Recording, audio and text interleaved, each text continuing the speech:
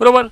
કે અહીંયા દ્રૌપદી માતાજીની સાથે ભીમસેનના વિવાહ થયેલા આ એની ચોરી છે આપણે જેના દર્શન કરવા માટે દર્શક મિત્રોને હવે શૈલેષ લઈ જઈ રહ્યા છીએ આમાં પાછા બુદ્ધિશાળી માણસો કોમેન્ટ્સ કરશે હા કે ભાઈ એ ભીમના લગ્ન તો અહીંયા થયા હતા અને 5 પાંડવો લગ્ન આવ્યા તો દોસ્તો ગુજરાતમાં નહીં સમગ્ર ભારતમાં આવી અનેક જગ્યાઓ છે કે જ્યાં તમને દાખલાઓ મળશે કે આ જગ્યાએ પાંડવોના લગ્ન થયેલા પણ હવે સાચું હું ખોટું હું એ અમારો વિષય નથી અમે એમ કહીએ છીએ કે દંતકથા મુજબ અને આ જગ્યાએ તમે જ્યારે પણ આવો ત્યારે આજુબાજુના લોકો એ આપણને આ વાત દર્શાવે છે કે આ જગ્યાએ થયા હતા એમ આ બધી તમામે તમામ લોકમુખી વાતો છે અને દંતકથાઓ છે આના પુરાવાના પાછા